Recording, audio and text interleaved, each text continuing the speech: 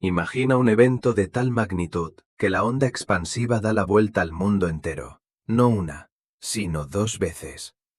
Imagina una explosión que libera 1000 veces más energía que la bomba atómica de Hiroshima, destruyendo 80 millones de árboles en un abrir y cerrar de ojos, convirtiendo el amanecer en un infierno abrasador. Todo esto ocurrió realmente. El 30 de junio de 1908, en las profundidades de la taiga siberiana. El mundo entero sintió el impacto. Los cielos de Europa se iluminaron a medianoche. Los sismógrafos registraron terremotos imposibles. Y sin embargo, cuando los científicos finalmente lograron llegar al epicentro del desastre, listos para descubrir el cráter más colosal en la historia de la humanidad, no encontraron nada. Ni un solo rastro del meteorito, ni cráter, ni fragmentos rocosos. Solo muerte, árboles petrificados apuntando al cielo y un misterio insondable. ¿Qué cayó realmente del cielo aquel día? ¿Fue un fenómeno astronómico bizarro? ¿Un experimento militar secreto? ¿O, como sugieren los registros desclasificados más inquietantes, una nave de origen no humano que detonó en el aire para salvar a nuestro planeta de un impacto catastrófico? Prepárate, porque después de escuchar los expedientes de Tunguska, nunca volverás a mirar al cielo estrellado con la misma tranquilidad. Capítulo 1. El cielo en llamas. Siberia. Verano de 1908. La vasta llanura del río Podkamennaya Tunguska es uno de los lugares más inhóspitos y remotos del planeta. Un desierto verde compuesto por pinos, pantanos helados y silencio absoluto. A las 7:14 de la mañana, ese silencio se rompió para siempre. Los testimonios de los nativos Evenki, un pueblo de cazadores nómadas que habitaba la región, relatan un escenario apocalíptico. Describieron cómo el cielo se partió literalmente en dos. Un segundo sol, cegador y cilíndrico, surcó la bóveda celeste. Era tan brillante que los ojos humanos no podían tolerar su resplandor. A escasos kilómetros, en la estación comercial de Banavara, un campesino llamado Sergei Semenov estaba sentado en el porche de su casa. De repente el cielo ardió. Sintió que su propia camisa se encendía en llamas, un calor que derretía la piel desde el interior. Segundos después, una ráfaga de viento brutal lo levantó del suelo y lo arrojó a metros de distancia, dejándolo inconsciente. A cientos de kilómetros del epicentro, los pasajeros del tren transiberiano sintieron que los vagones casi descarrilaban. El maquinista, aterrorizado por lo que parecía una erupción volcánica y una lluvia de piedras invisibles, frenó de emergencia. Pero los efectos no se limitaron a Rusia. A miles de kilómetros de distancia, en los observatorios de Inglaterra, los barómetros enloquecieron. En Londres, durante las noches siguientes, la gente podía leer el periódico en las calles a las 3 de la madrugada sin necesidad de encender farolas, iluminados únicamente por un extraño resplandor verde plateado que cubría el firmamento europeo. El mundo había sido sacudido por algo incomprensible. La presión atmosférica en Estados Unidos cambió. Las estaciones sísmicas en Washington registraron el temblor. Cualquier impacto de esa magnitud dejaba cicatrices planetarias. La lógica dictaba que una roca espacial masiva acababa de chocar con la Tierra. Pero el Imperio ruso estaba sumido en sus propias crisis políticas. La inminente Primera Guerra Mundial y la posterior revolución bolchevique obligaron a la humanidad a desviar la mirada.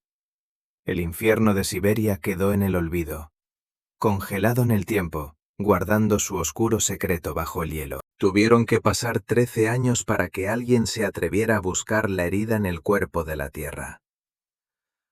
13 años de mutaciones silenciosas y fenómenos inexplicables que se gestaron en la total ausencia del hombre. Y cuando finalmente llegaron, la realidad superó a la peor de las pesadillas. Capítulo 2. La expedición de Kulik y el cráter inexistente. En 1921, el gobierno soviético finalmente comisionó a Leonid Kulik, un brillante minerólogo de la Academia de Ciencias, para encontrar el meteorito. Lenin necesitaba recursos.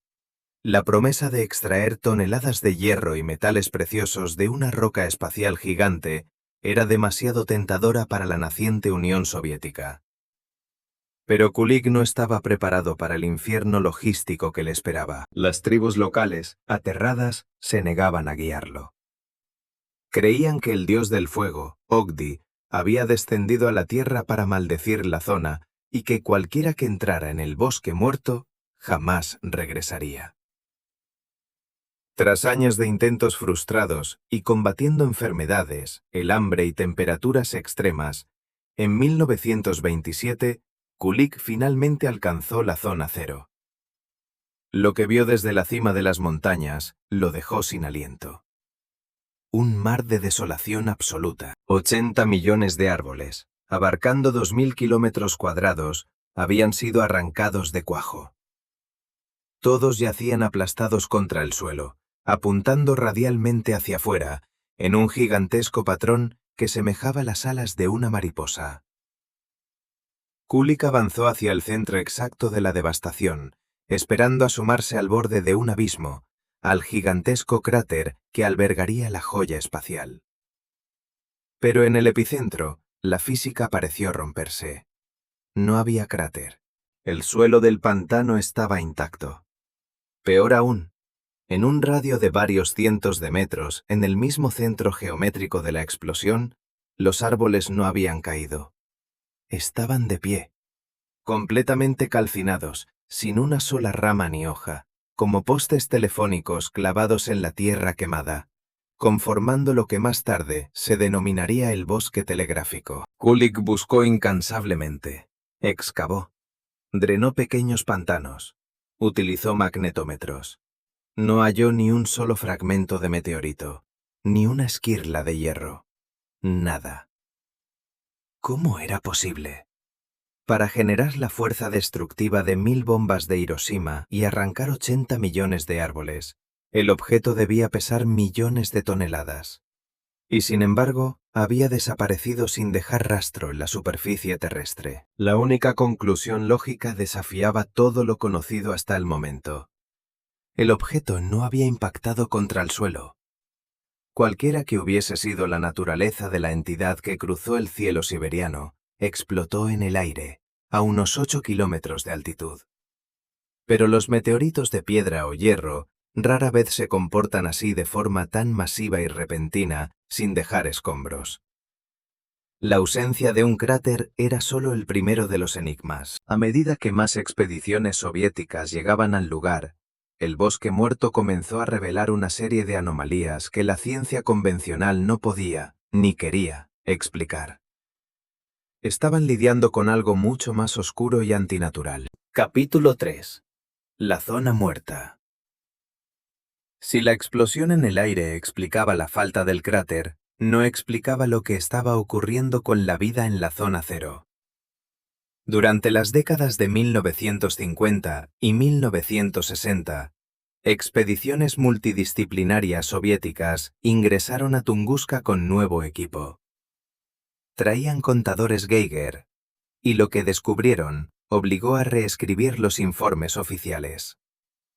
En el epicentro, los niveles de radiactividad y ciertas mutaciones genéticas desafiaban las explicaciones astronómicas. El bosque que había comenzado a crecer sobre la ceniza lo estaba haciendo a una velocidad monstruosa. Los árboles en el área afectada crecían de 3 a 4 veces más rápido que en cualquier otro bosque siberiano no afectado. Era un crecimiento estimulado y anómalo, un fenómeno documentado décadas después, en los bosques que rodean Chernóbil. Pero había más. Los científicos detectaron mutaciones significativas en los insectos y animales pequeños. Las agujas de los pinos nuevos mostraban aberraciones cromosómicas inexplicables. Los suelos revelaron un magnetismo perturbador. En áreas específicas del pantano, las brújulas enloquecían, apuntando a un norte magnético inexistente. Al analizar el subsuelo, se descubrieron microscópicas esferas de silicato y magnetita, minúsculas gotas fundidas que parecían indicar temperaturas de miles de grados centígrados, muy superiores a las generadas por una simple fricción atmosférica. ¿Por qué los testimonios de los nativos evenki mencionaban extrañas enfermedades en sus rebaños de renos? Dolencias que se asemejaban escalofriantemente a la enfermedad por radiación, mucho antes de que la humanidad siquiera descubriera la fisión nuclear. Algunos investigadores soviéticos informaron haber encontrado restos de isótopos inusuales en las capas de hielo y turba de 1908, huellas dactilares químicas que apuntaban a una energía que la humanidad apenas estaba empezando a comprender.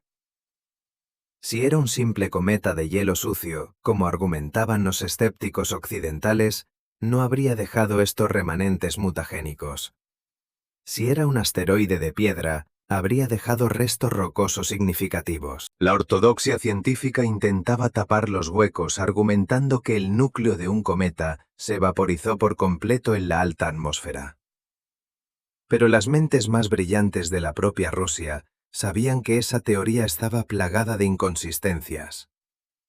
La trayectoria, la velocidad de entrada, la luz, ¿y si la explosión fue provocada? ¿Y si no fue algo que cayó, sino algo que fue encendido desde la Tierra? Capítulo 4. La hipótesis de Tesla. Retrocedamos en el tiempo. 1908. Nueva York. A miles de kilómetros de la helada Siberia, un hombre estaba jugando a ser Dios. Nikola Tesla, el genio serbio, visionario y padre de la corriente alterna, atravesaba uno de sus momentos más oscuros. Su ambicioso proyecto, la Torre Wardenclyffe en Long Island, un monumental transmisor diseñado para enviar energía inalámbrica a través de todo el globo, estaba perdiendo financiamiento. J.P. Morgan le había cortado los fondos.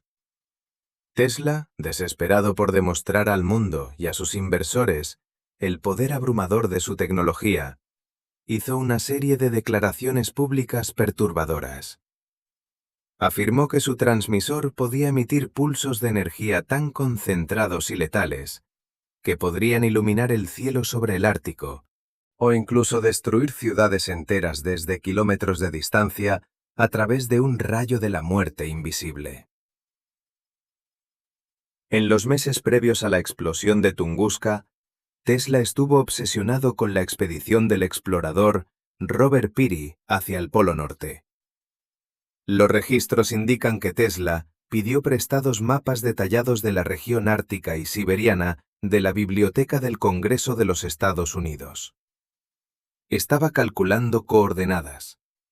La teoría es escalofriante en su viabilidad. Según los proponentes de esta conspiración, la noche del 30 de junio de 1908, Tesla alineó los colosales osciladores de Wardenclyffe.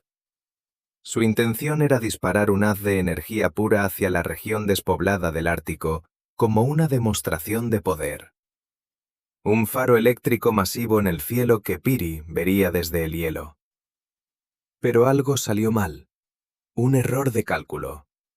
Una fluctuación en la inestable red ionosférica de la Tierra. El rayo, en lugar de dispersarse inofensivamente en el Polo Norte, fue canalizado por el campo magnético del planeta y descargó toda su furia devastadora sobre el río Tunguska. Esto explicaría por qué el cielo de Londres brilló con ese tono fantasmal las noches siguientes. La ionosfera había sido sobrecargada electromagnéticamente. Explicaría la dirección radial de los árboles y la ausencia total de masa sólida en el epicentro. No cayó ninguna piedra. Fue una descarga de plasma, pura energía inalámbrica focalizada. Al enterarse de la catástrofe en los periódicos, Tesla habría comprendido la monstruosidad de su arma. Aterrado por la culpa y el potencial destructivo, desmanteló sus planos y jamás volvió a hablar del experimento. ¿Es posible que la explosión más misteriosa del siglo XX no fuera un castigo del cosmos, sino el primer Y peor, error humano en el uso de armas de energía dirigida.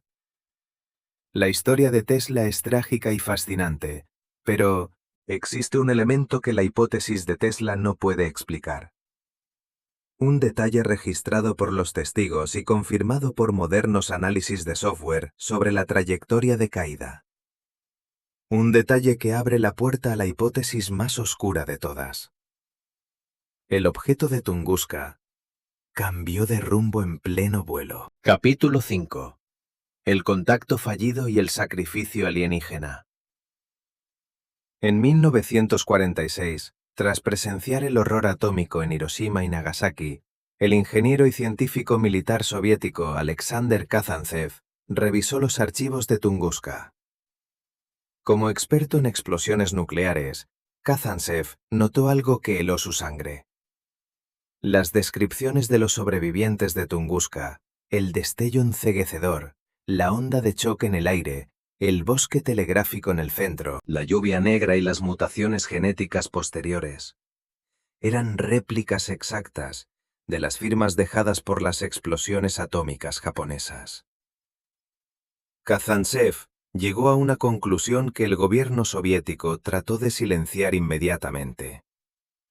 La explosión de Tunguska fue una detonación nuclear artificial.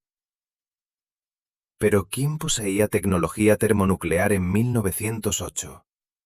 Nadie en este planeta.